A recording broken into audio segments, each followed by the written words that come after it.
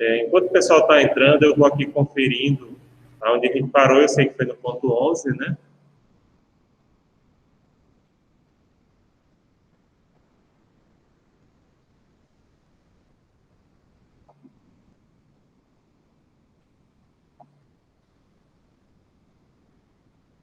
Foi no ponto 11, eu vou verificar aqui onde a gente parou.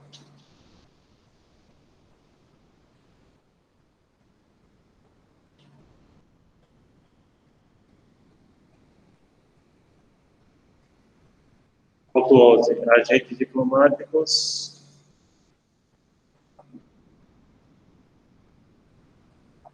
E vai terminar hoje o ponto 11 e dá para vocês o ponto o 12.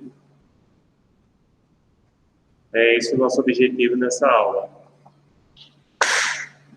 Por isso.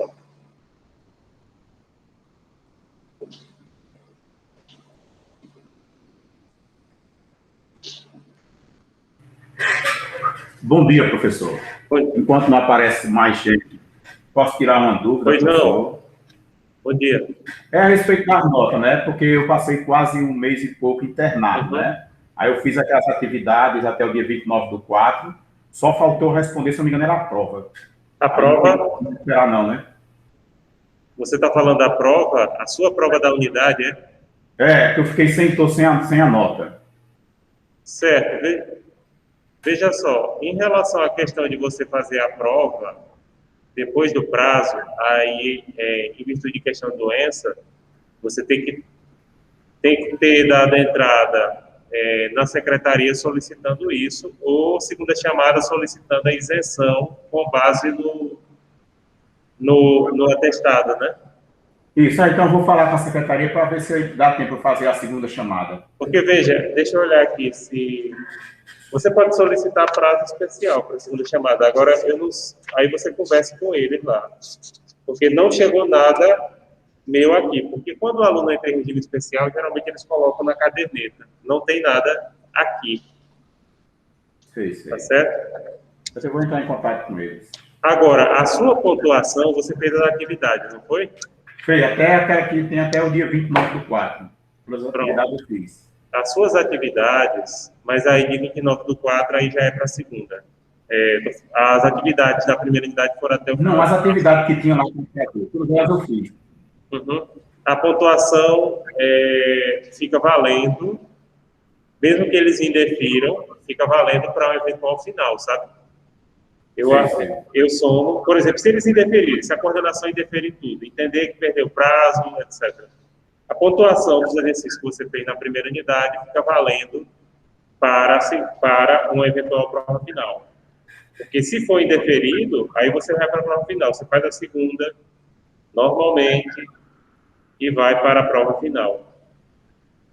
Pronto, tá certo. Eu vou entrar em contato com eles para obter mais informações, para eu pedir a segunda chamada. Isso, viu? Porque aqui não chegou obrigado. nada. Obrigado. Nada. Pessoal, hoje, deixa eu olhar aqui, só conferir. Parece que eu terminei o ponto 11. Então, hoje é só o 12.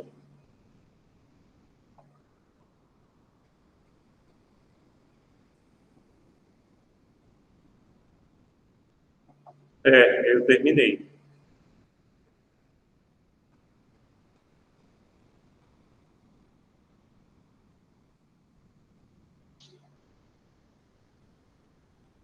Terminei.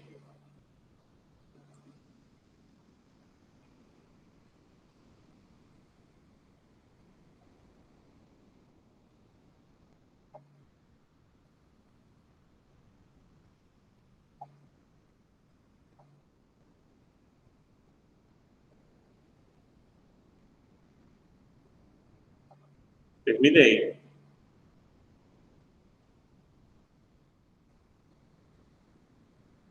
Foi, professor. Conferi aqui agora. O senhor terminou o ponto 11. Então, é só o 12 que a gente vai dar hoje.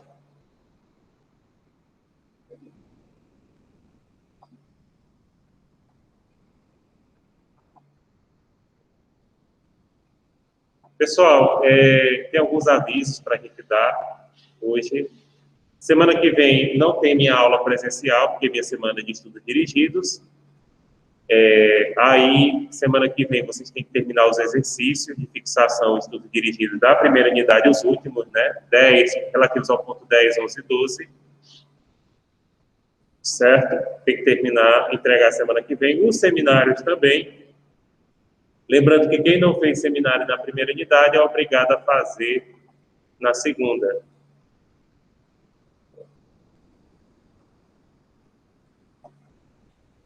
Certo? Então, nem que seja só. Mas lembrando, se for fazer individual, tem que autorizar. Inclusive, eu estou recebendo um e-mail aqui de uma colega, não sei se é da turma de vocês, não vou dizer o nome não, que ela está pedindo autorização para fazer o seminário sozinho, porque não conseguiu se encaixar em algum grupo.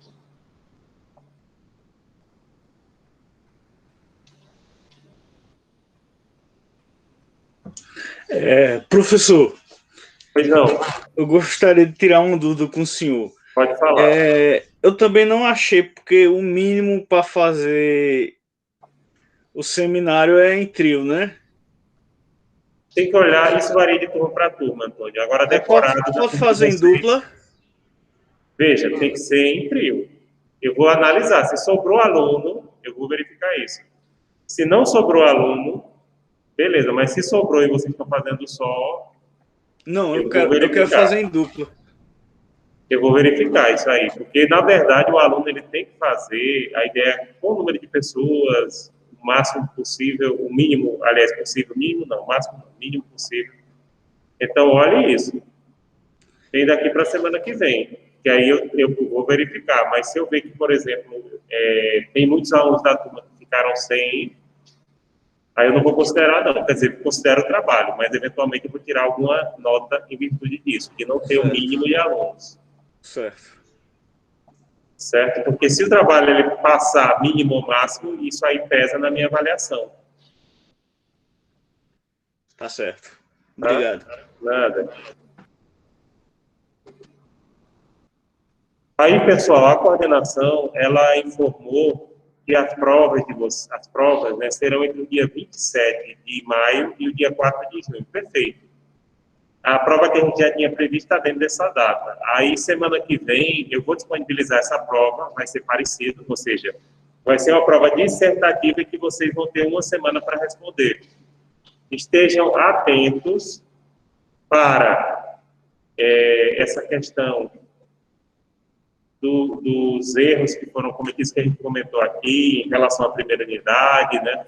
Vai ser o mesmo estilo, ou seja, a gente vai dar um tema de dissertação, eu vou fazer a prova esse final de semana. Por isso que, inclusive, hoje eu não vou fazer nem a revisão, porque eu não fiz a prova. Eu vou fazer a revisão através de vídeo, tá?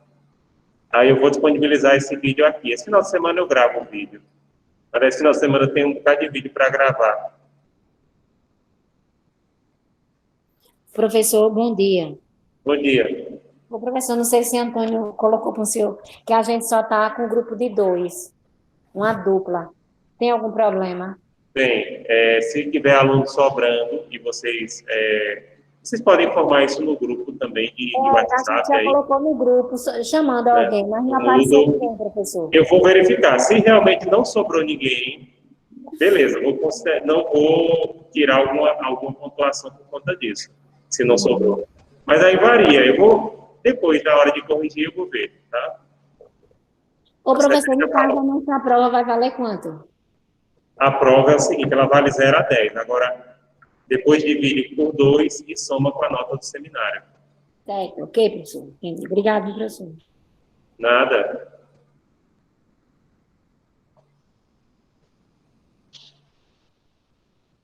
Sim, o que é que eu estava falando? Pessoal, então, eu vou fazer a prova de vocês esse final de semana, porém, vou disponibilizá-la para vocês dia 27, semana que vem, e vocês vão entregar até o dia 3. A prova será do mesmo sistema, dissertativa, um tema de dissertação para os 6 pontos da segunda unidade, vocês escolhem o tema que vocês quiserem. Tá? Estejam atentos aos erros que aconteceram na primeira unidade. No vídeo de revisão, eu vou mencionar isso. Quais foram os problemas que ocorreram.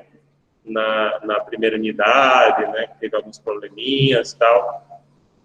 Então, a gente vai falar isso aí para vocês, né, dando reforço. Outra coisa que eu também vou fazer esse final de semana, e ainda não tive tempo de terminar, é um vídeo sobre as questões da OAB, as últimas questões dos últimos concursos da OAB, que alguns alunos me pediram para fazer uma aula, e aí eu estou sem tempo de fazer a aula, e vou fazer para vocês também, né? Vou fazer para vocês. Inclusive, hoje daria tempo para a gente dar aqui, só que eu acho que é melhor deixar a parte, e porque a gente vai terminar o ponto 12, né? Eu já peguei as questões, falta colocar elas no slide. Acho que fica melhor colocando assim no slide, dando uma aula, mas de todo jeito eu deixo gravado.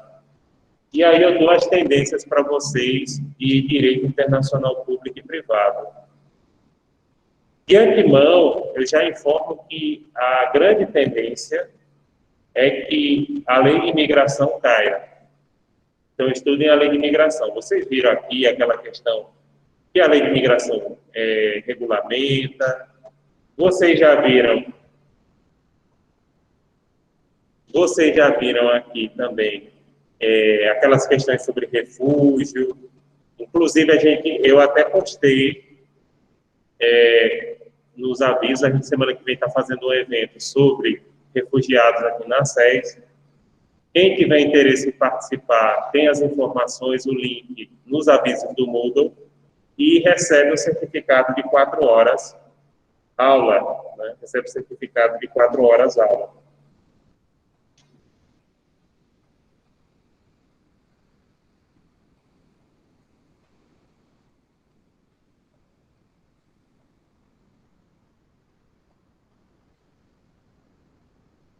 Então, pessoal, basicamente são esses os avisos iniciais, tá?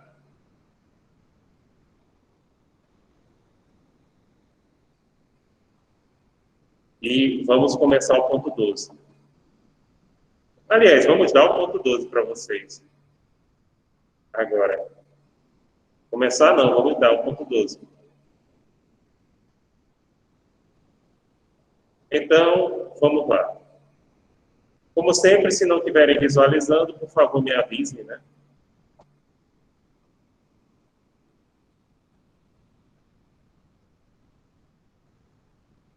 Então,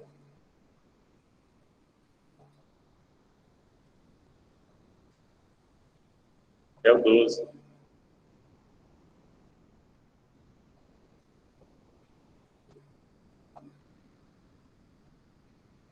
O ponto 12, pessoal, é direito de guerra. Tem gente que gosta desse ponto, tem gente que não gosta. A maioria não gosta, viu? Mas, de antemão, uma coisa que eu posso falar sobre a guerra, conforme está aqui, é que a guerra está presente em todos os momentos da história.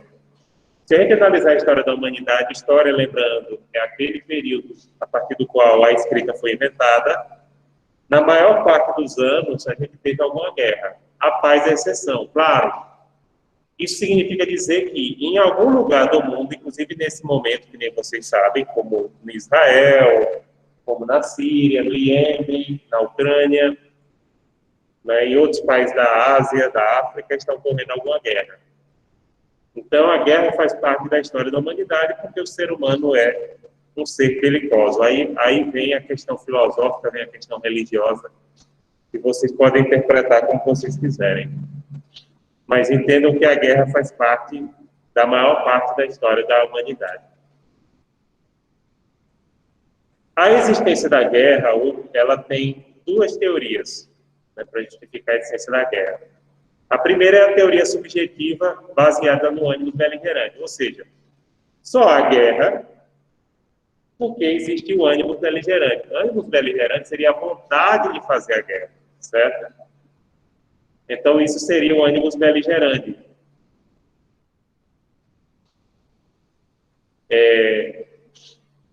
E a outra teoria é a teoria objetiva, que diz que não é o ânimo beligerante, mas sim a prática de um ato de guerra que leva à guerra.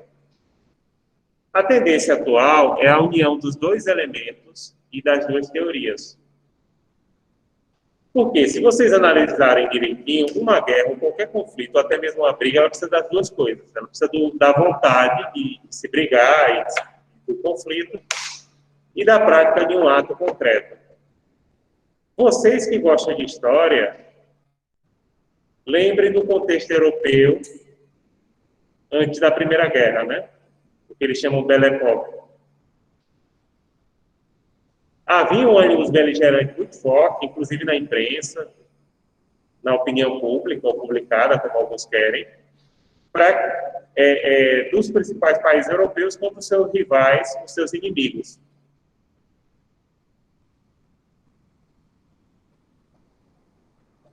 Certo? Mas a Primeira Guerra só começou mesmo com o assassinato do príncipe herdeiro do Império Austro-Húngaro, Franz Ferdinand, ou Francisco Ferdinando, né, como se fala em português. Então, por isso que se diz que a tendência atual é a união dos dois elementos ou das duas teorias. Bem, pessoal, classificação da guerra. Quanto ao critério de justiça, a guerra pode ser justa ou injusta.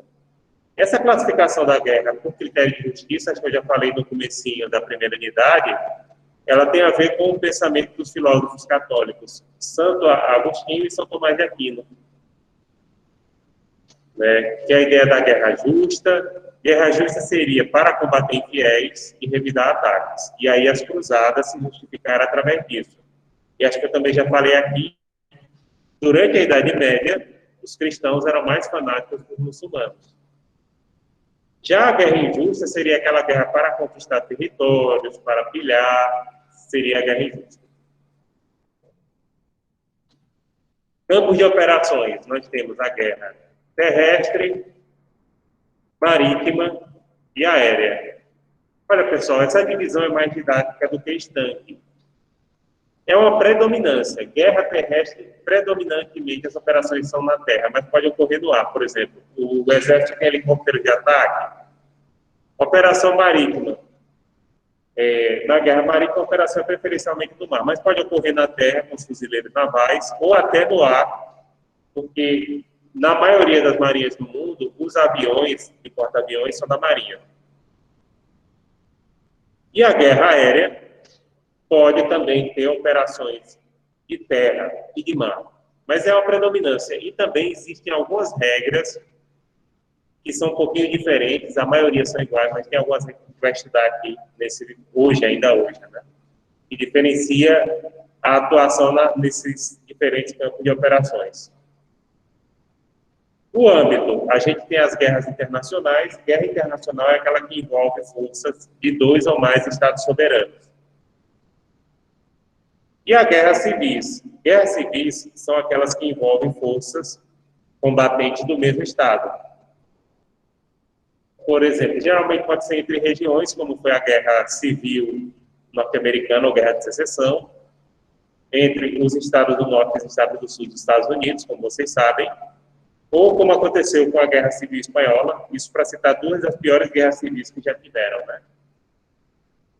E foi entre diferentes grupos políticos do mesmo país. De um lado você tinha, na Guerra Civil Espanhola, os republicanos de todos os tipos, comunistas, anarquistas, social-democratas, liberais, contra os monarquistas e fascistas, que ganharam, né?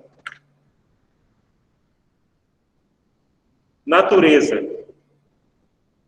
A natureza da guerra, ela pode ser ofensiva, que é ilegal. Toda guerra ofensiva é ilegal. A única guerra legal hoje permitida é a guerra defensiva, tá? Para o Estado se defender. Aí, uma coisa que eu quero chamar a atenção, inclusive aproveitando, né, que o conflito Palestina-Israel está reacendido esses dias, é que não existe legítima defesa preventiva.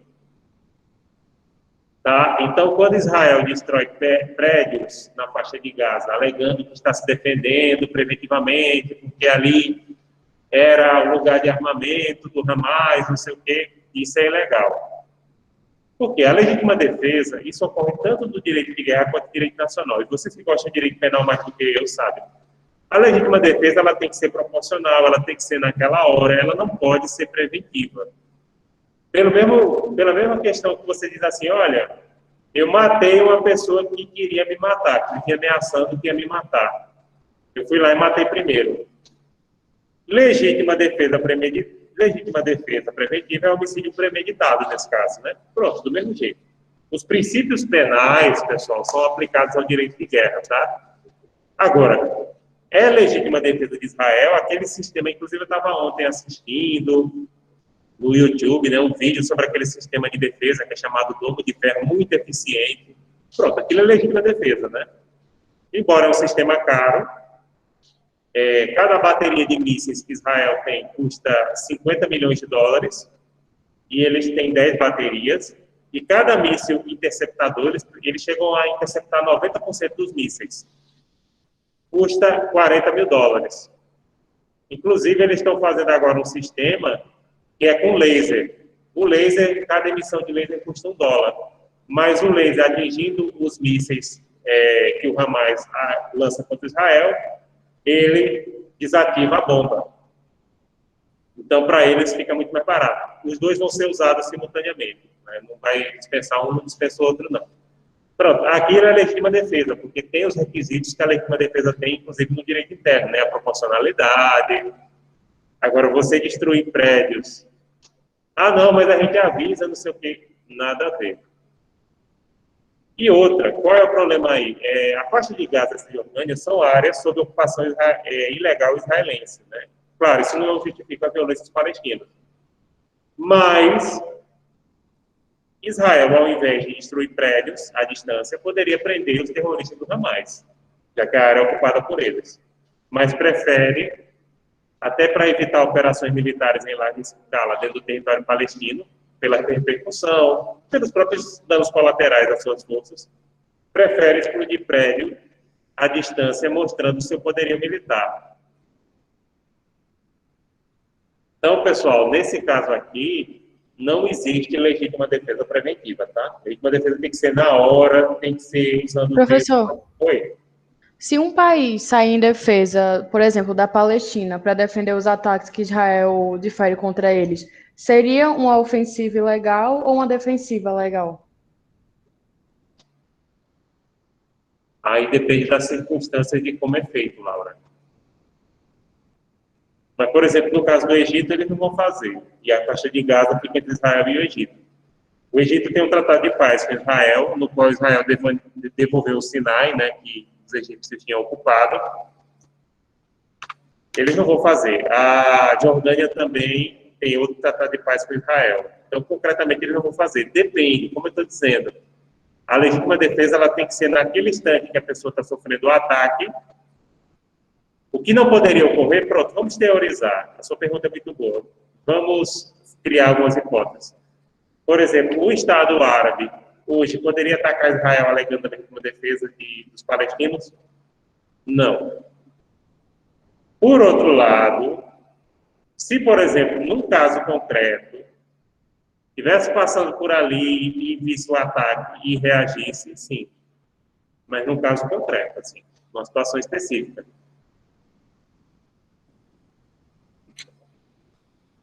Do contrário, não.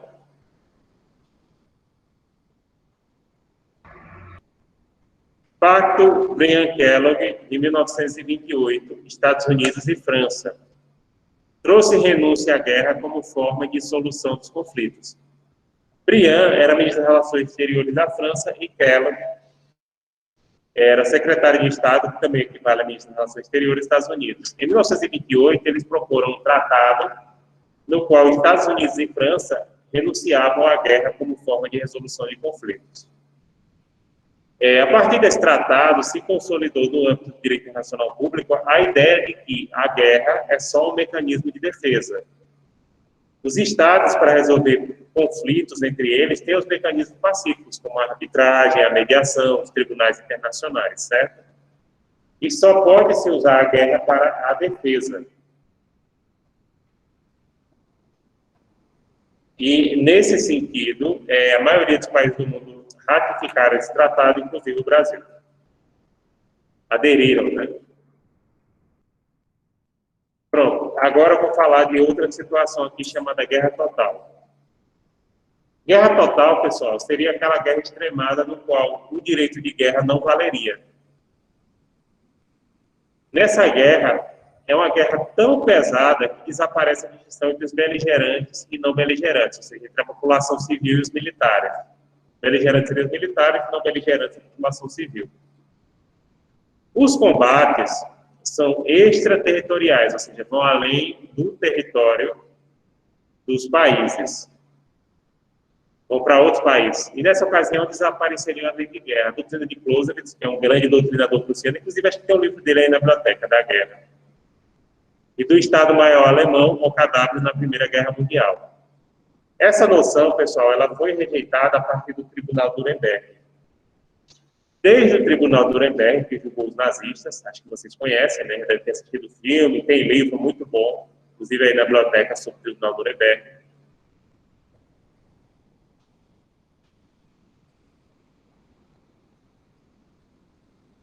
Se estabelece o seguinte: não existe guerra que vale tudo. Tá? Não existe guerra que vale tudo. Toda guerra tem que obedecer às normas relativas ao direito de guerra. Tá?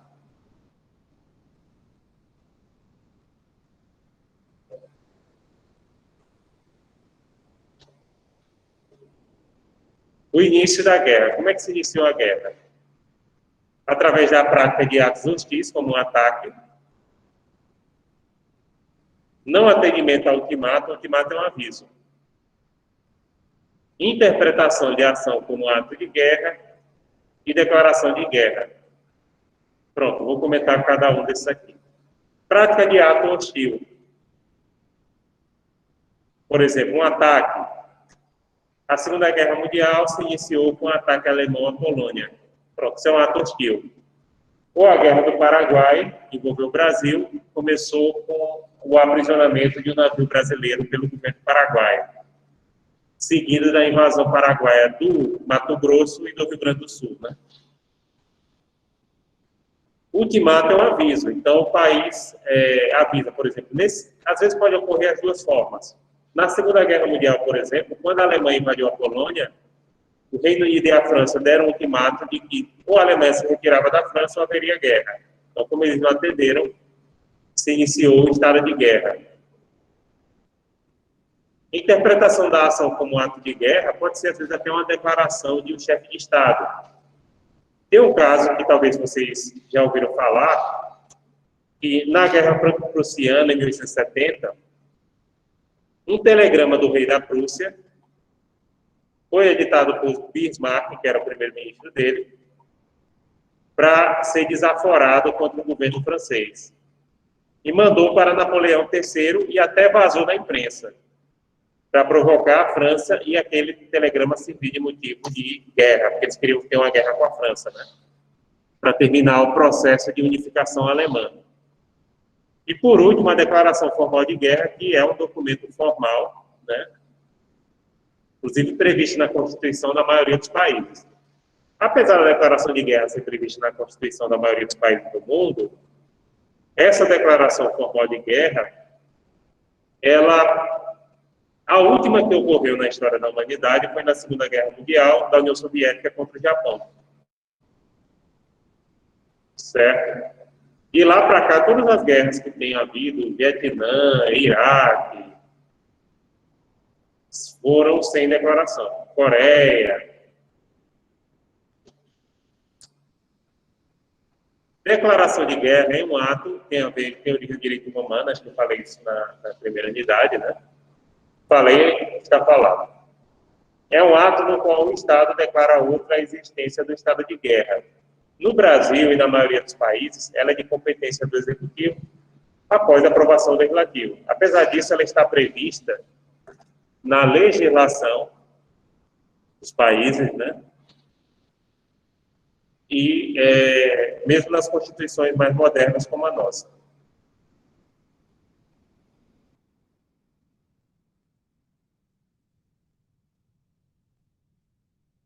Deixa eu prosseguir aqui. Efeitos da declaração de guerra. Ela tem alguns efeitos jurídicos, né? Como ela é um documento formal, ela tem alguns efeitos.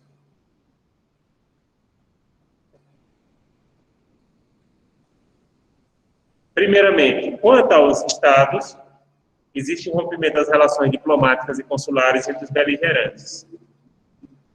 Os tratados bilaterais de natureza política ou comercial são extintos e os tratados de extradição são suspensos. Então, tratados bilaterais, só os bilaterais, né? Se for de natureza política e comercial, tem que fazer tudo de novo depois da guerra. Extradição é extinta porque pode haver necessidade de trocar criminosos entre os estados. Aí só é suspenso, depois da guerra volta tudo de novo. Mas não prisioneiro de guerra. Prisioneiro de guerra não é considerado criminoso, tá? É uma detenção meramente administrativa. Em relação à questão do rompimento das relações diplomáticas e consulares, geralmente eles indicam terceiros estados para representá-los. Por exemplo, na Guerra das Malvinas, quem representou a Argentina no Reino Unido foi a Suíça. E quem representou o Reino Unido, aliás, quem representava a Argentina no Reino Unido foi o Peru. Quanto aos indivíduos, existe a divisão entre combatentes e não combatentes, que são civis e os militares, né, também chamados beligerantes e não beligerantes. Os cidadãos do país inimigo podem ter prazo para se retirar ou vão para campos de internamento, sendo vedado o tratamento cruel ou desumano. Esses campos de internamento não são campos de concentração no sentido nazista do termo. São campos de detenção de cidadãos dos países inimigos. Aqui no Brasil, na Segunda Guerra Mundial, a gente teve, inclusive, Palmares, aqui pertinho, a gente teve campo de detenção para alemães. É porque os alemães trabalhavam nas fábricas dos Lundgren, né, que foi aquela família que era de origem sueca e alemã que criou a Casas Pernambucanas. Eles moravam aqui em Pernambuco, eles tinham fábrica de tecido, etc. E tinha muitos alemães que trabalhavam lá. C. Quanto aos bens, os bens do Estado inimigo são passíveis de confisco, mas a propriedade privada dos seus cidadãos, ela deve ser respeitada. Ela deve haver esse respeito à propriedade privada dos cidadãos dos respectivos países, tá? Com exceção da guerra marítima, que aí pode-se apreender a propriedade dos cidadãos dos países inimigos. Mas aí daqui a pouco a gente fala. O Brasil internou cidadãos do eixo, principalmente japoneses e alemães, mas italianos também, na Segunda Guerra Mundial, e confiscou 10% a 30% de seus depósitos bancários. E isso é ilegal. Inclusive, ficaram ações rolando por aí na Justiça Federal até a década de 90, por incrível que pareça.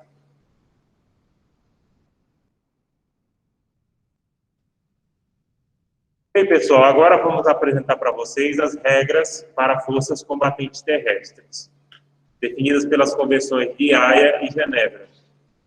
Primeiro, toda força de combate terrestre tem que estar sob o comando de um responsável. Tá? Inclusive vocês que são policiais, ou mesmo militares das Forças Armadas, né, sabem que toda força militar ou policial sempre tem um responsável. O signo, o emblema e o fardamento tem que ser reconhecido à distância e distinto de outros exércitos. Porte ofensivo de armas, né, mostrando que está no conflito. Obediência às leis e uso de guerra, as convenções de Haia de 1907, Genebra de 1949. E ser maior de 15 anos.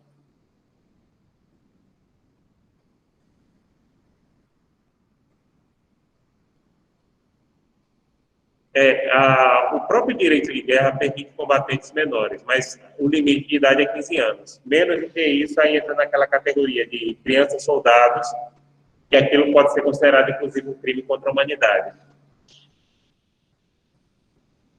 Guerrilheiros são equiparados a combatentes desde que portem armas ostensivamente e respeitem a legislação de guerra. Inclusive, pessoal, como eu estava falando, em relação ao Hamas, Israel poderia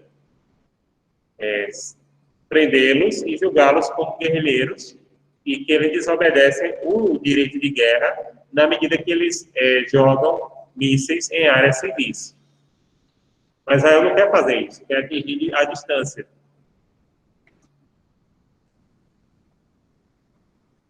Outra questão é o seguinte: durante a guerra do Iraque e do Afeganistão, os Estados Unidos prenderam muitos guerrilheiros e não trataram como prisioneiros.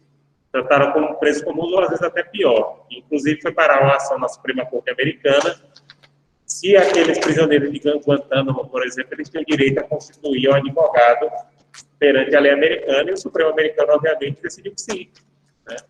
Como, mesmo eles também, por exemplo, em Cuba, na medida que eles estão na qualidade de prisioneiros dos Estados Unidos, eles poderiam constituir advogado e eles teriam direito, sim, à defesa, como qualquer pessoa. Esse direito humanitário de guerra, pessoal, é definido pelas convenções de Haia de 1907 e Genebra 1949. O direito humanitário de guerra, basicamente, alguém aqui perguntou alguma coisa? Deixa eu olhar se tem alguma pergunta no chat. Não, alguém entrar agora, não? Não, professor, foi porque tinha levantado a mão. Aí, não queria interromper o pensamento que você estava tendo.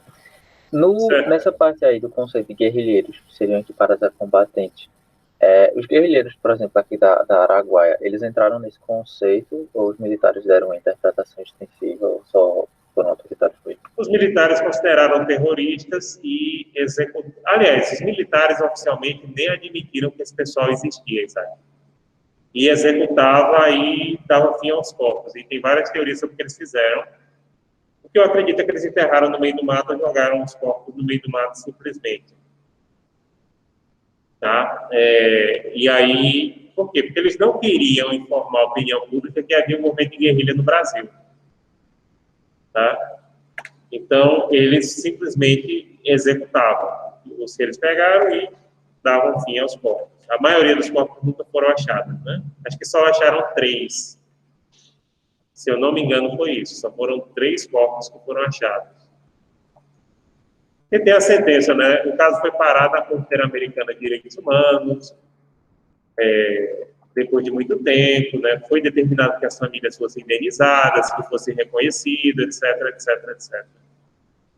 Inclusive, o principal motivo, né, o principal motivo da Comissão Nacional da Verdade, que na minha opinião foi um fracasso. Na minha opinião não, foi um fracasso a Comissão Nacional da Verdade, né? E não cumpriu a sua função como deveria, e pelo contrário, talvez tenha tido um efeito contrário. Eu vou até depois fazer um artigo sobre isso. Espero que não seja ofensivo.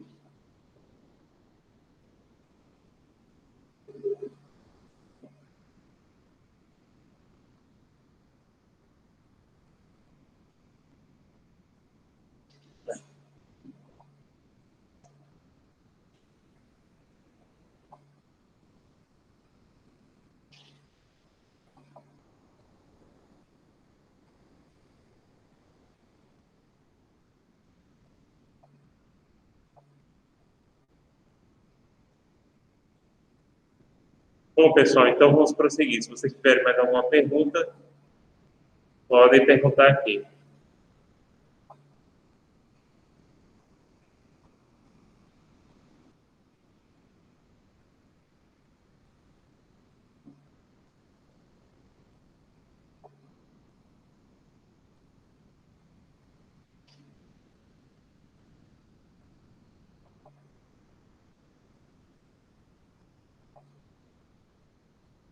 Então, vamos prosseguindo aqui. Vamos falar agora do direito humanitário de guerra, né?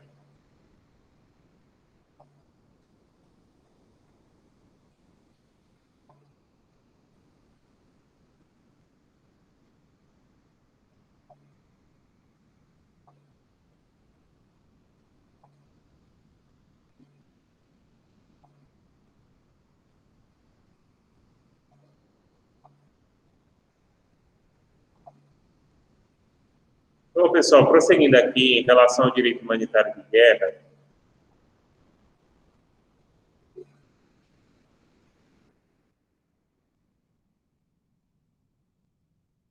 existe a proibição de armas causadoras de males supérfluos, como bala dum-dum, armas químicas, armas biológicas.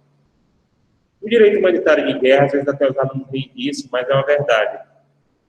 Ele é um pouco naquela ideia de o seguinte: você pode matar uma pessoa, mas você não pode maltratar. Basicamente é isso. Ou seja, males supérfluos seria um dano que, além de matar a pessoa, ainda causa sofrimento desnecessário, entendeu? Bala dundum, não sei se vocês sabem o que é uma bala e ela é cortada na cápsula da bala, para que quando ela atinja o alvo, a pessoa ela estraçalhe e cause um maior ferimento, por exemplo. Essa bala dundum, ela foi inventada na Índia, em Dundum, e foi muito usada pelos ingleses durante a revolta dos cipaios. A revolta dos cipaios, não sei se vocês já ouviram falar, foi o seguinte: foi na década de 1950. As unidades do exército britânico na Índia, formada por nativos, se revoltaram. Vários motivos. Né? Tem várias histórias para isso, que agora não vale a pena a gente comentar, não. Mas se revoltaram e saíram matando os ingleses. Né? Como os ingleses estavam em minoria, o que aconteceu? Eles usaram muito essa bala, porque essa bala, quando ela atingia, mesmo que não fosse uma parte não vital, ela causava um sangramento, uma hemorragia, um dano que colocava a pessoa fora de combate, né? Bala dundum. Armas químicas e biológicas, você já ouviu falar, gases, agentes bacteriológicos ou vírus, aí são proibidos, porque, além de matar, causam sofrimento desnecessário. Armas químicas foram muito usadas na Primeira Guerra, na Segunda não. Biológicas, acho que em guerra mesmo, só quem usou foi o Japão contra a China. Peste. Assim, no sentido moderno, né? No sentido antigo sempre usaram. Mas no sentido moderno de ser preparado em laboratório, o agente patológico, foi o Japão que usou contra a China.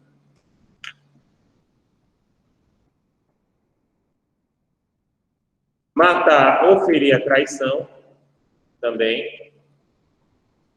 Isso aí permite o uso de snipers, viu? E atiradores de elite.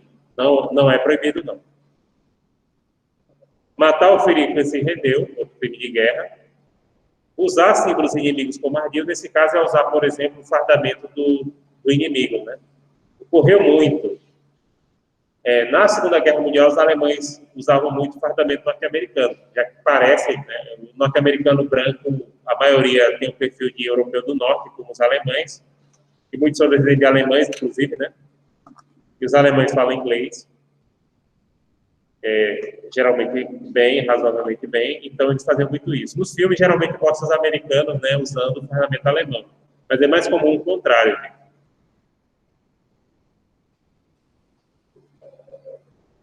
Destruir a propriedade privada, não dar quartel significa dizer que não vai fazer prisioneiros, ou seja, vai matar todo mundo que se render. Obrigar prisioneiro a lutar contra o seu país. O Brasil fez isso na Guerra do Paraguai. Atacar ou bombardear cidade ou localidade não protegida ou tombada. Promover saques ou pilhagens. E maus tratos a civis ou torturas. Também é proibido, né? A espionagem, pessoal, ela é permitida na paz ou na guerra, mas o espião não possui status de prisioneiro de guerra, estando sujeito a julgamento pelo captor, e geralmente esse julgamento leva a fuzilamento. O espião, gente, no caso do Brasil, a gente chama de agente de inteligência, oficialmente esse é o título do cargo, tá? A gente tem a Agência Brasileira de Inteligência, que é a ABIN, tem concurso para ela e tudo mais, né? De inteligência. O espião, ele não tem status de prisioneiro de guerra. Porque o prisioneiro de guerra, como a gente vai falar daqui a pouco, ele cumpre uma prisão administrativa. Ele tem alguns direitos. Mas o espião não. Se for capturado, fica a critério de julgamento pelo captor.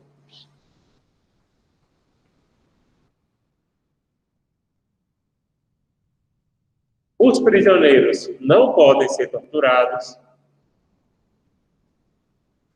Eles devem ser tratados com respeito, têm direito à alimentação, à saúde, ao trabalho remunerado, os bens pessoais, sendo a declarar somente para o captor o nome completo, a patente, o número de ordem, o registro e a data de nascimento.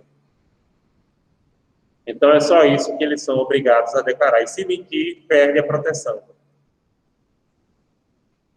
cabível pela convenção, né? Aí disse, quem respeitou isso? Alguém respeitou, inclusive os nazistas. Agora, os nazistas respeitavam os direitos de prisioneiros de guerra, britânicos, franceses e americanos. Soviéticos, não. Eles diziam que a União Soviética não era parte do tratado. E vice-versa, viu? Soviéticos também não respeitavam direitos de prisioneiros nazistas. Inclusive, tinha um padre da minha cidade, muito bom padre, muito amigo da minha família, padre cristiano, o Christian, nome original. O pai dele foi levado como prisioneiro na Segunda Guerra Mundial para a União Soviética e nunca voltou. Padre muito bom, gente muito boa, padre muito caridoso, morreu faz pouco tempo. Meu avô gostava muito dele, meus primos.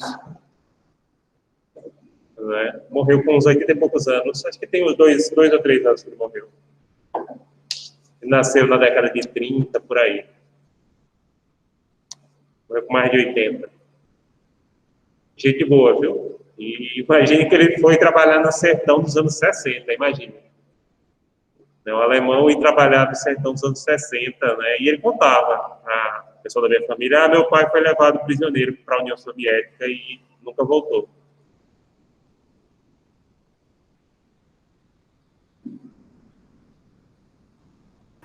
Ô, professor, só uma dúvida. Como é que fica assim a parte religiosa? Porque eu sempre soube que, em caso de guerra, tinha a orientação religiosa e os padres iam. Então, por eu ser padre, claro, eu sempre tive vontade de ser capelão militar, mas minha idade não permite mais. Aí eu fico pensando, mas a parte religiosa, qual é o papel da parte religiosa no caso de guerra? Perfeito. Existe o direito garantido, inclusive por convenção, da assistência religiosa em caso de guerra, e como você mesmo falou, existe a questão dos capelães militares. Cada força define o número que quer, e vagas, e é proporcional ao número de fiéis de cada religião. Não tem só capelães católicos, tem capelães evangélicos, não sei se tem, no Brasil se tem capelães espíritas. Agora, pegou católicos e evangélicos, eu tenho certeza que tem, mas esse direito ao acesso ao serviço religioso, ele é garantido, sim, via convenções, inclusive, tá? Tem acesso. Inclusive, o prisioneiro de guerra também tem direito a ter esse amparo militar, esse amparo religioso, né? Não só durante o conflito, mas durante toda a questão militar. Tá certo, eu sei porque tem sim, tem capelão militar, capelão militar, pastores e padres. E sim, quando tem alguma coisa no mar, questão de marinha, alguma coisa assim, eles indicam um assistente religioso, porque aqui eu vou fazer um casamento, assistir um casamento no dia 5, no dia de junho, no dia 13, vem um assistente religioso da Marinha para dar a bênção a uma pessoa que é também da Marinha Mecânica. Aí por isso que eu fico assim, então deve ter essas pessoas também lá que dá essa instrução religiosa, assistência religiosa. Tá bom, professor? Obrigado. Obrigado, Paulo. Tem sim, com certeza, né? Sempre teve. Luiz Eduardo está colocando aqui, cápsula não, professor, é projétil. Obrigado, viu, Luiz? Eu confundo, como eu não entendo dessa questão de armas, e nem quero entender, então, a bala do Dum, o projétil é cerrado, né, para causar o maior dano possível. Professor. Oi, Laura. Se algum país desobedecesse os direitos humanos de guerra, de quem é a competência para julgá-los? Pronto. Pergunta excelente. É o seguinte, a princípio, o próprio Estado tem que processar. É o primeiro competente, é o próprio Estado. Para isso existem também os tribunais militares, né? Caso o Estado não julgue, aí se o Estado for parte do Tribunal Penal Internacional, que vai estudar aqui, já, aí é o próprio Estado Aliás, é o Tribunal Penal Internacional, mas ele só tem competência junto aos estados e forem parte dele. Daqui a pouco eu falo do Tribunal Penal Internacional. Tá bem, obrigada. Nada.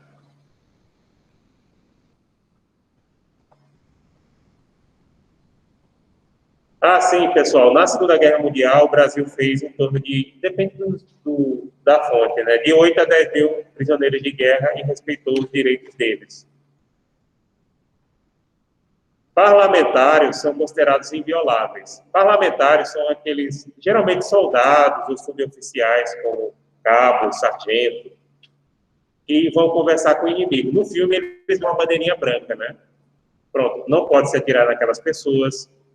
Eles são invioláveis.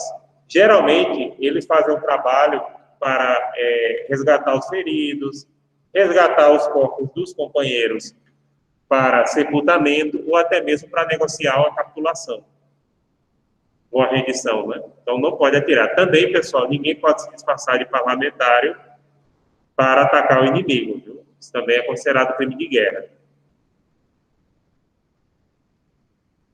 Guerra marítima é aquela travada entre forças navais.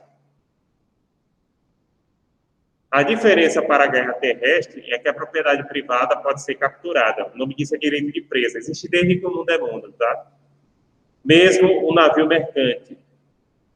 A guerra se estende além do território beligerante, no alto mar, e pode se arvorar pavilhão neutro para fugir do inimigo. Pessoal, na guerra marítima, a principal diferença são duas, concretamente falando. Essa possibilidade de capturar a propriedade privada inimiga, que é o direito de presa, que, como eu disse, tem desde que o mundo é legal. E essa questão da guerra ir além do território do país, podendo ir para alto mar, que, como a gente já falou, são águas internacionais. A questão de poder colocar um pavilhão, que é uma bandeira, de um país neutro para fugir do inimigo, é uma possibilidade, mas na medida que hoje os navios militares são muito diferentes de navios civis, faz pouco sentido. E também você conhece, né, o navio, isso é mais na época dos navios de madeira, enfim, é uma coisa que não é muito usada. Guerra aérea. Na guerra aérea, as operações bélicas ocorrem predominantemente no ar. Existe uma analogia com regras da guerra terrestre ou marítima, né? Existe proibição de atos de perfídia, que seriam atos de traição, causamento de sofrimento inútil à população. Existe a proibição de bombardeio sem objetivo militar, porém, não precisa avisar do bombardeio, como na guerra terrestre ou marítima. Inclusive, Israel alega na questão da Palestina que eles avisam, quando eles vão atacar um alvo. Né? Porém, como eu estava dizendo aqui, se você considerar ali uma zona de guerra mesmo, então você também abre legitimidade para as ações do outro lado, com exceções daquelas que causam também sofrimento inútil à população. Então, é complicado aquela situação deles alegarem, não, isso aqui é só objetivo militar. E também tem a questão de que aqueles prédios estão em áreas civis. Agora, pessoal, vamos falar do direito da neutralidade, que são dos países que não fazem parte do conflito, né? Direito de neutralidade. Existe a inviolabilidade territorial.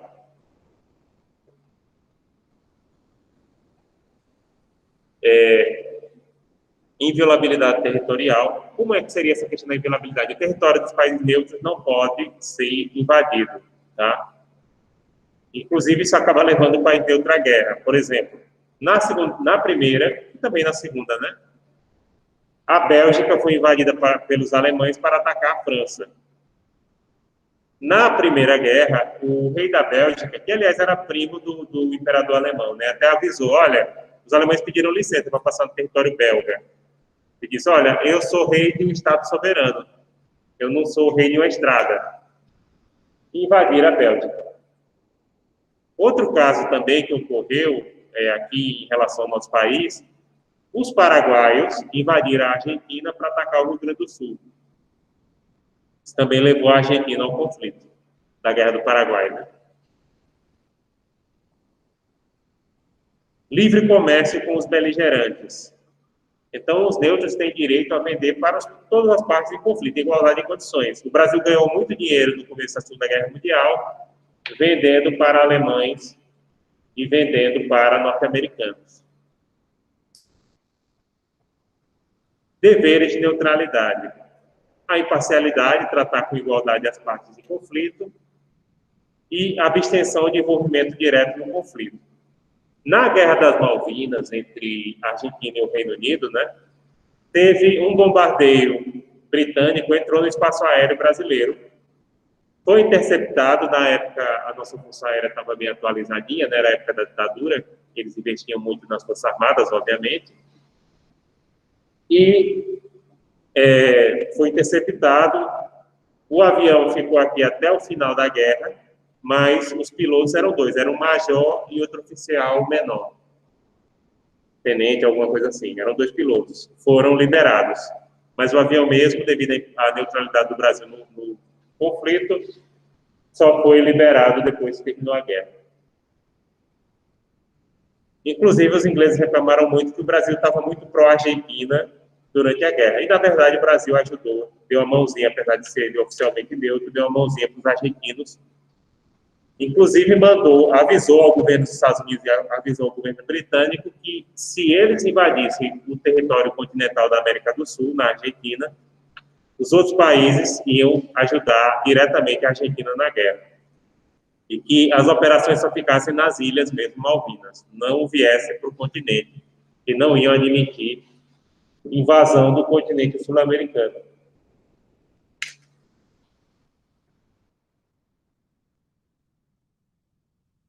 Armistício, pessoal, é a suspensão parcial ou total das operações de guerra sem pôr fim oficial ao conflito.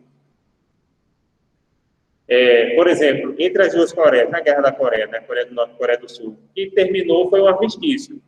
Só suspende, né? Então, oficialmente ainda estão em guerra. Já a capitulação, ela põe fim à guerra se ela for... que a capitulação é a rendição das tropas local ou geral.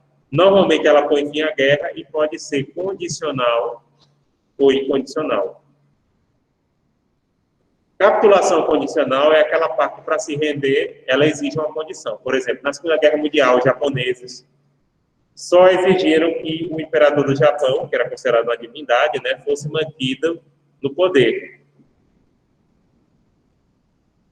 Já em condicional, por exemplo, a rendição da Alemanha nazista foi condicional. Os próprios aliados, os três maiores, Reino Unido, Estados Unidos e União Soviética, eles combinaram entre si que só aceitariam a rendição incondicional, porque eles tinham medo que a Alemanha fizesse as pazes com um deles e atacasse o outro lado.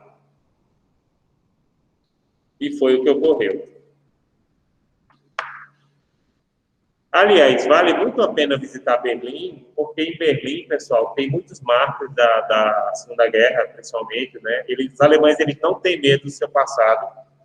O Brasil, infelizmente, é um país no qual a gente renega muito o passado da escravidão, o passado da ditadura. As pessoas relativizam, contemporizam isso. Na Alemanha, não, viu? Na avenida, que eu não sei pronunciar, eu não falo alemão, né? Tem uma avenida do luxo em Berlim, onde tem marcas tipo Apple, essas coisas, né? Uma avenida só de marca de luxo. Tem uma igreja católica toda furada de bala, e lá tem a placa, dizendo que era justamente para guardar a memória da Segunda Guerra Mundial. E sem falar em áreas que os nazistas fizeram, barbaridades, também do período comunista também tem uma exposição muito boa, próximo à parte do Muro de Berlim que está preservado. Acho que eu já mostrei a foto aqui, né? Que é Topografia do Terror, tem uma parte do Muro de Berlim. E ali tem as áreas tanto do período do comunismo quanto do período do nazismo. Eles preservaram a memória desses dois períodos. E a coisa que eu mais admirei em visitar a Alemanha foi justamente essa capacidade que os alemães têm de reconhecer o seu passado duro e que envergonha, mas eles não passam pano como aqui acontece no Brasil. As pessoas relativizam, não, a culpa da escravidão é dos próprios africanos que vendiam, né, os seus conterrâneos, esse tipo de coisa, sabe? Que é uma vergonha. A época da ditadura, não, a ditadura foi um período muito bom, teve muito progresso. Se o Brasil tivesse tido uma ditadura comunista, era pior, como se um tipo de ditadura fosse melhor do que o outro. Percebam que na Alemanha, eles têm memória do período da ditadura de direita, o nazismo, quanto do período da ditadura de esquerda, o comunismo. Inclusive, no Brasil, durante muito tempo, agora caiu mais um pouco, as pessoas queriam colocar o nazismo como uma ditadura de esquerda, porque chama nacional-socialismo, né? Uma distorção só. Mas não, gente. Autoritarismo existe dos dois lados. Existe tanto na direita quanto na esquerda. Existe tanto a direita democrática quanto a esquerda democrática. Tem a direita antidemocrática e tem a esquerda antidemocrática também. O nazismo é claramente de direita. A própria Alemanha reconhece isso, viu? E quer saber melhor do que nazismo do que ele, né? Pronto, o embaixador da Alemanha do Brasil, inclusive, fez um artigo pesado para o embaixador, falando dessa questão, né? Sério, depois tem um serviço de informação do governo alemão em português, da Deutsche Welle, tem um artigo dele, do embaixador, viu? Armas ABC ou ABC, que são armas de destruição em massa, vem da sigla em inglês, né? Atômica, biológica e chemical, armas atômicas, biológicas e químicas. Então, são armas ABC. As armas nucleares, pessoal, elas não são proibidas diretamente, elas são limitadas por inúmeras convenções, mas causam danos aos civis e sofrimento desnecessário, por isso violam o direito de guerra. E estão limitadas por inúmeras convenções. A ideia das armas nucleares hoje é que elas ficariam somente para os Estados membros do Conselho Permanente de Segurança da ONU. Os demais estados não teriam direito a ter essas armas e tem as convenções que limitam. Inclusive, o Brasil é parte, e na própria Constituição Federal de 88, o Brasil se comprometeu a não ter armas nucleares. Embora, nos anos 80, o Brasil chegou muito próximo de construir uma bomba atômica. Tá? Mas aí veio a Constituição, veio os tratados limitadores que o Brasil passou a aderir.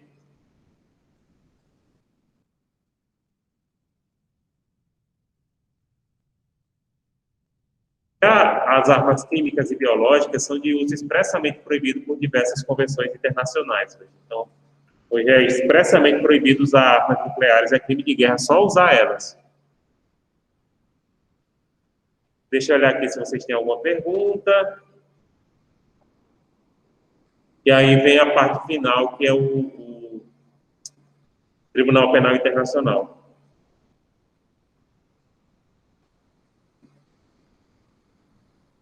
Pessoal, vocês têm alguma pergunta até agora? Sem dúvidas.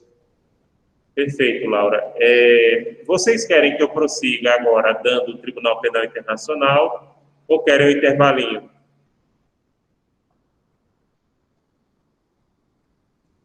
É uns 15 a 20 minutos para falar do Tribunal Penal Internacional. Vocês que escolhem. Por mim, não Isaac. precisa de intervalo. Oi? Por mim, não precisaria de intervalo. Isaac, falta só falar do Tribunal Penal Internacional. Encerro aqui nesse assunto, viu? Pronto, perfeito. Eu termino antes de 10h30. Entenderam? Porque só tem isso. Vou falar agora do Tribunal Penal Internacional para terminar esse ponto. Se tiver alguma pergunta, coloquem aqui no chat, eu faço pergunta, né? Aí termina. Aí, pessoal, como eu disse, no final de semana eu faço a prova, faço o videozinho da OAB para ajudar vocês. Eu vou pegar os 3 últimos concursos e vou comentar as questões de direito internacional público e privado e vou dar as dicas e tendências. Tá certo? Aí fica esse compromisso. E aproveitando que tem mais gente, semana que vem a gente vai ter um evento sobre refugiados na quarta-feira à tarde, às 14 horas. Projeto SOI. Vai falar uma representante da Acnur aqui no Brasil, Alto Comissário das Nações Unidas para Refugiados, tem as informações nos avisos gerais do Moodle. Então, quem tiver interesse vai receber certificado 4 horas aula. Tá? Então, pode depois dar uma olhadinha no Moodle. Sim, aí vamos prosseguir. Vamos falar do Tribunal Penal Internacional. Deixa eu só tomar uma aguinha aqui rapidinho e a gente prossegue. Uns 20 minutos a gente dá esse assunto.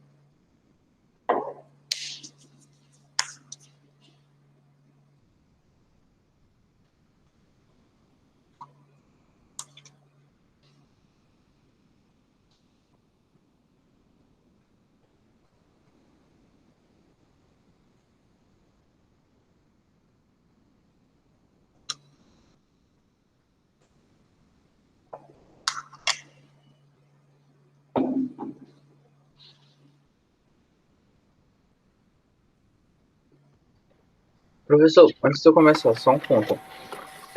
Em início de guerra, a gente tem a prática de atos hostis.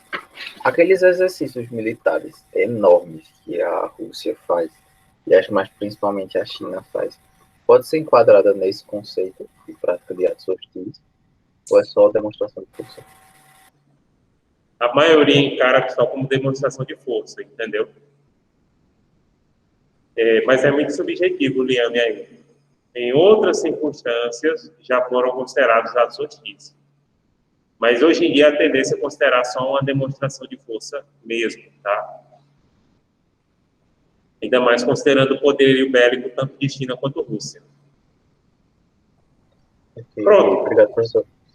Quer ver um país que o pessoal tem um medo absurdo da Rússia? Eu já fui lá, Polônia. É impressionante. Por quê? Porque a Polônia já foi invadida pela Rússia várias vezes, não só na Segunda Guerra Mundial, viu? Já fez parte do Império Russo.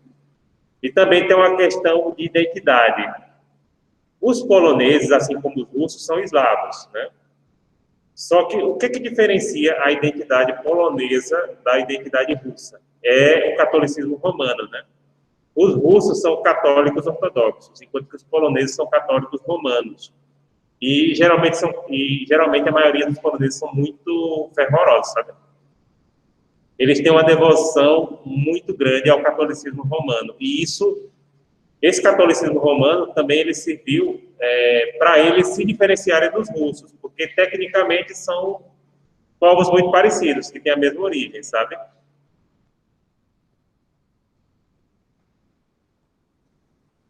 Então, há até uma afirmação da nacionalidade polonesa à religião. Mas isso não ocorre só na Polônia, na Irlanda também. Inclusive em relação à mesma religião, né?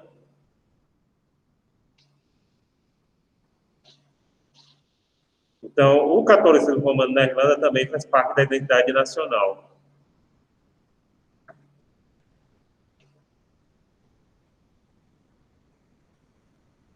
Pessoal, então vamos agora falar do Tribunal Penal Internacional. O Tribunal Penal Internacional, o TPI, ele foi criado pela Conferência de Roma de 1998, entrou em vigor em 2002, com a adesão de 60 estados. Existe o julgamento somente de indivíduos que cometeram crimes de guerra, genocídio ou violação ao direito humanitário de guerra não apurado em seus países. Não tem atuação retroativa e possui personalidade jurídica internacional. Gente, o TPI, Tribunal Penal Internacional, ele foi criado para resolver alguns problemas que os outros tribunais internacionais que julgaram crimes contra a humanidade, crimes de guerra tiveram. A ideia do TPI é respeitar os princípios do direito penal que são aplicáveis ao direito de guerra, como a gente estava falando aqui desde o começo, como a retroatividade da lei penal, princípio do juiz natural, basicamente esses princípios que são aplicados também na ordem internacional. Outros tribunais, como Nuremberg, primeiro, julgou os nazistas até por crimes que não eram positivados, ferindo o princípio da irretroatividade da lei penal, né? Como genocídio não havia. O crime de genocídio, gente, só foi positivado na ordem internacional em 1949. Por outro lado, por exemplo, o tribunal para Ruanda, para a ex-Yugoslávia, que foi instalado pela ONU, são dois tribunais. O Sinavinhaia também, como o TPI, eles eram tribunais de exceção porque foram criados pós-facto. Claro, os crimes já estavam positivados, né? Mas foram criados quais fatos. Então, o TPI, a ideia é resolver esses problemas e respeitar todos os princípios do devido processo legal no processo penal, né? Que vocês conhecem melhor do que eu. O TPI é composto por 18 juízes, indicados pelos Estados-partes de seu tratado constitutivo, dentre pessoas com elevada idoneidade moral, imparcialidade e integridade, e que estejam aptos para ocupar cargo nos tribunais superiores de seus países de origem. Eles cumprem mandato de 9 anos, sendo vedada a reeleição. Juízes do TPI são indicados pelos países membros. Então, são indicados pelos países membros. A última juíza brasileira que teve lá foi Silvia Steiner. Ela era procuradora da República e você tem que ter qualificação suficiente para ocupar uma vaga no STF. Ou seja, não estava saber jurídico, reputação ilibada e acima de 35 anos. Então, basicamente, era isso, né, que elas têm, que eles têm em relação ao TPI. Pessoal, Silvia Steiner foi indicada por Fernando Henrique Cardoso, ficou lá 9 anos, né, e hoje já está aposentada. Ela era procuradora da República. Órgãos do TPI é muito parecido com órgãos de qualquer tribunal. Então, a gente tem a presidência, a sessão de julgamento em primeira instância, instrução e recursos, o gabinete do promotor e a secretaria. A competência material do TPI é para crime de genocídio. Crime de genocídio, vocês sabem, né? Matar um grupo pela questão étnica ou religiosa que ele tenha. Né? Crimes contra a humanidade, que tem os mais variados, né? Crimes de guerra, que a gente viu alguns aqui, e crime de agressão. No caso do ataque, por exemplo, uma guerra ofensiva, aí é crime de agressão. No caso de Israel e Palestina, eu considero aqui crime de agressão. Viu? Crime de agressão. Bom, pessoal, tem algumas coisas. Acho que vocês lembram que Bolsonaro foi denunciado no Tribunal Penal Internacional por duas questões. Pelo ecocídio, que seria o crime ligado a questões ambientais. Francamente, esse crime não existe no Tribunal Penal Internacional. Existe um debate doutrinário para a inclusão dele, mas ainda não há. Inclusive, a Silvia Steiner, ela fez um artigo sobre essa questão do ecocídio, né, falando, e teve alguns alunos nossos, orientandos, que fizeram TCC sobre ecocídio. Muito bom o TCC, tiraram 10, mas eu considero que não existe crime de ecocídio no Tribunal Penal Internacional. Vou colocar aqui no chat o artigo da Silvia Steiner, que foi juíza lá, ela explicando. O artigo é curto, é do conjunto, tá? Não é artigo científico, não, é só um artigo informativo que ela fez para o conjunto.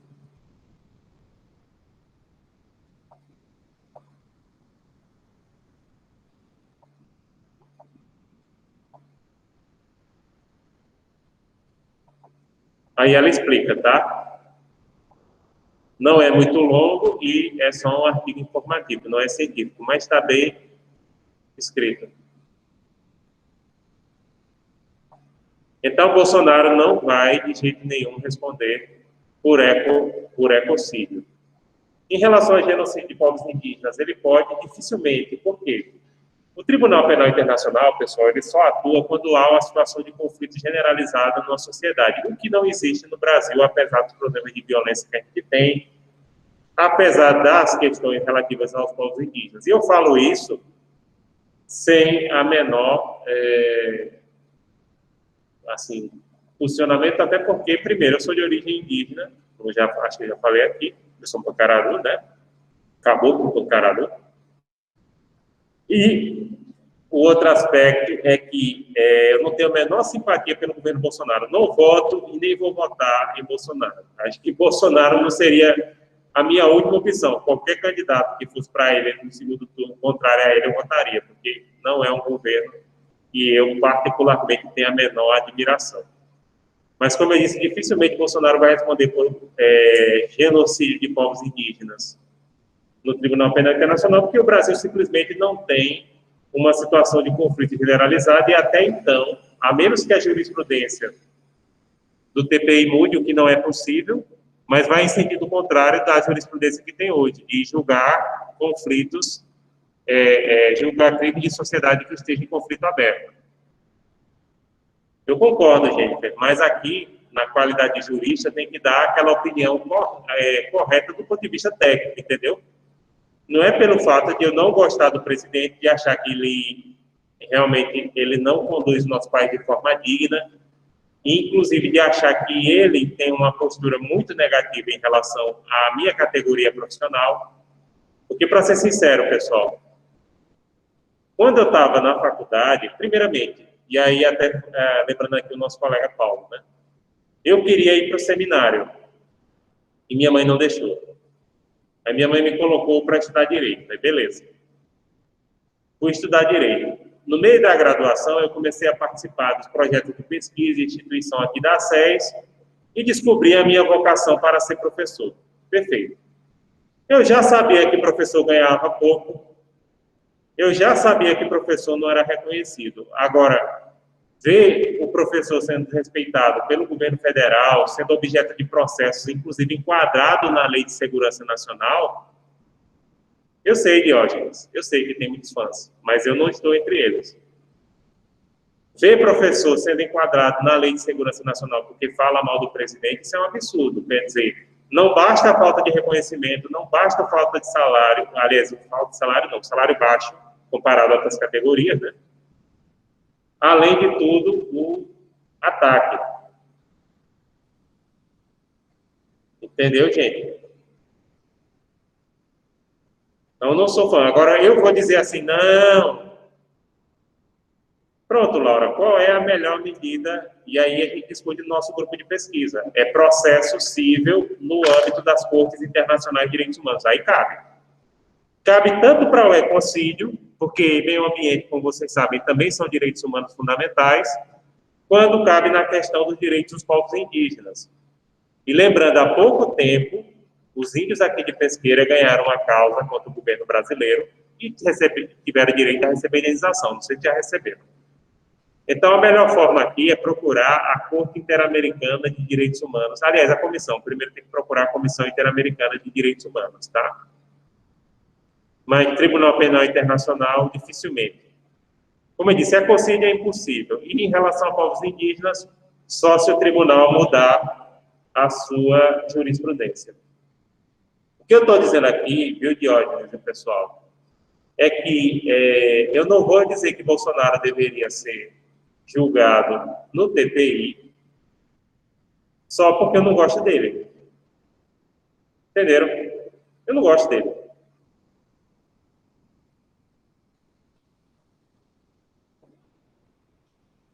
Agora, o caminho é esse, Laura. É a Comissão Interamericana de Direitos Humanos. Aí sim. Aí cabe responsabilização, mas responsabilização civil, entendeu? Do Estado brasileiro. Tanto pelo ecocídio, quanto pela questão da violação aos direitos dos povos indígenas. E eu recomendo, nesse caso, mais o sistema interamericano do que o sistema ONU. Porque no sistema interamericano existe muita jurisprudência a favor dos povos indígenas e já tem uma decisão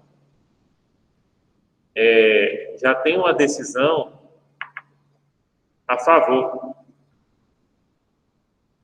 Também concordo, Diógenes. Mas isso tem a ver com outra questão que eu discuto, que é a transição. Nós vamos prosseguir aqui para a gente encerrar a aula de hoje, né?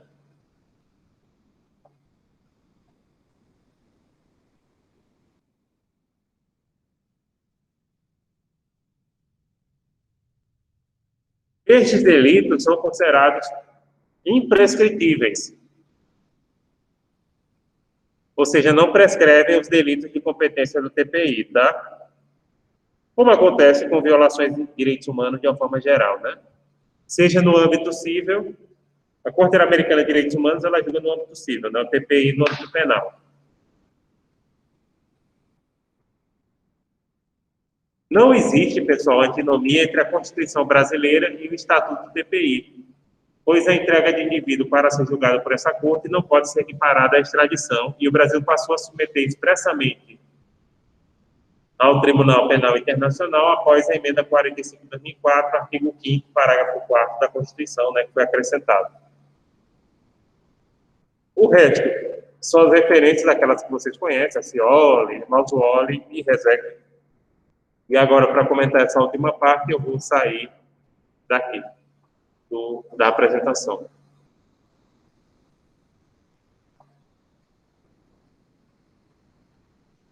Pessoal, não existe antinomia entre o Estatuto do TPI e a Constituição. Então, por exemplo, se um brasileiro cometeu um crime de competência do TPI e não foi julgado no Brasil, ele pode ser julgado pelo TPI e o Brasil pode entregá-lo ao TPI. Por quê? Extradição, o que veda é a extradição do brasileiro nato, tá? É verdade.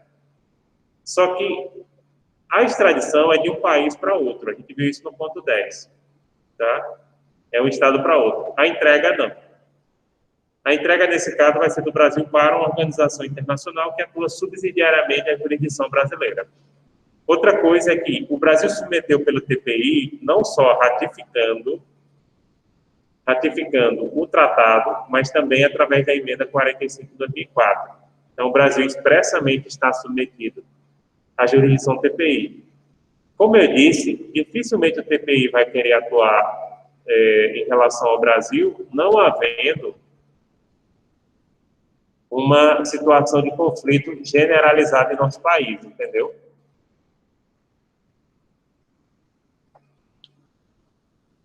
A não ser que eles mudem a jurisprudência, o que não é impossível, mas é difícil.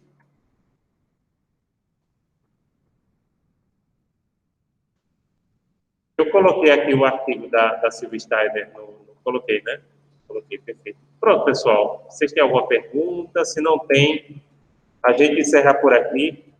Lembrando que semana que vem não tem minha aula presencial. Semana que vem vocês vão entregar as atividades e também eu vou disponibilizar a prova. E a prova, a revisão, vou fazer o videozinho de revisão da prova depois que eu fizer a prova, né? Vou fazer a prova de final de semana. E vou fazer o videozinho da OAB, dando as dicas para a OAB.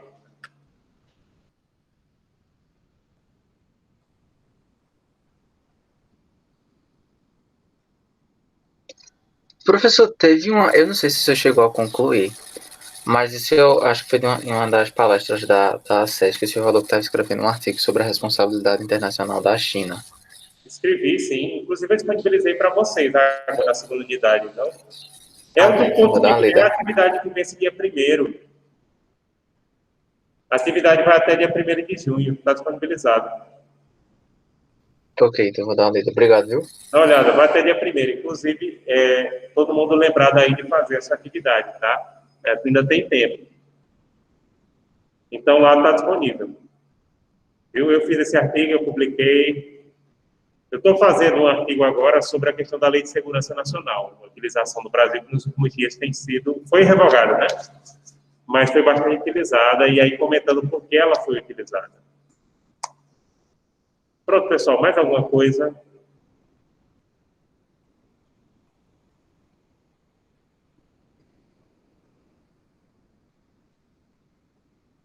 Tem mais alguma pergunta? Mais alguma dúvida? Se não tiverem, como a gente já tinha falado, vamos encerrando por aqui. Obrigado pela presença de vocês. Qual a atividade? Oi, gente. Pode falar. Qual o ponto da atividade? Qual a atividade? É o seguinte, deixa eu dizer quais são as atividades que estão disponíveis para vocês fazerem. Até semana que vem, tem os exercícios de fixação de estudo dividido, ponto 10, 11 e 12. Semana que vem também seminário para entregar quem não entregou.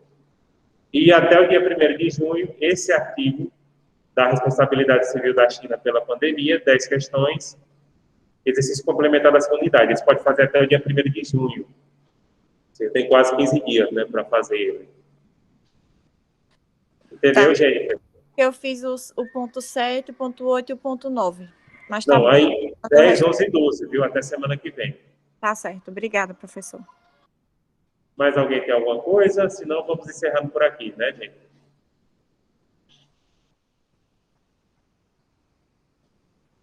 Então, vou encerrando. Meu bom dia para vocês. Até mais ver. Qualquer coisa, entre em contato pelos canais competentes. A gente está disponível, tá? Tchau, tchau.